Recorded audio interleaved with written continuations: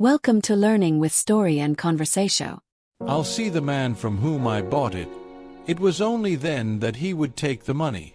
He was standing back of his own carelessness. He was a free will agent, and he chose to do careful work, and if he failed, he took the responsibility without subterfuge. And he did for me the unnecessary thing, the gracious thing, that we find done only by the great of heart. Things no training can teach, for they are done on the instant, with no predicated experience. He found a cubbyhole beside the fireplace that I had not noticed. There, of his own accord, he put kindling and medium wood, so that I might always have dry fire material ready in case of sudden wet weather. A stone was loose in the rough walk to the cabin. He dug a deeper hole and steadied it, although he came, himself, by a shortcut over the bank.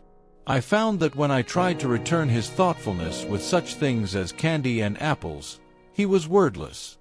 Thank you was, perhaps, an expression for which he had had no use, for his courtesy was instinctive.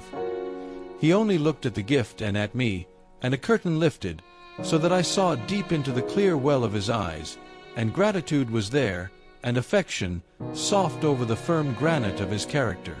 He became intimate, of course, with my pointer, Pat. There is a strange communion between a boy and a dog. Perhaps they possess the same singleness of spirit, the same kind of wisdom. It is difficult to explain, but it exists. When I went across the state for a weekend, I left the dog in Jerry's charge. My return was belated, and fog filled the mountain passes so treacherously that it was Monday noon before I reached the cabin. The dog had been fed and cared for that morning. Jerry came early in the afternoon, anxious. The superintendent said nobody would drive in the fog, he said. I came last night and you hadn't come, so I brought Pat some of my breakfast this morning. I wouldn't have let anything happen to him. I gave him $1 in payment, and he looked at it and went away.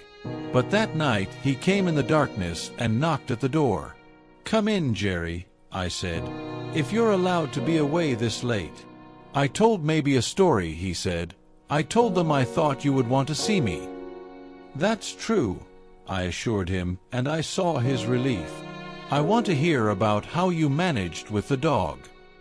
He sat by the fire with me and told me of their 2 days together.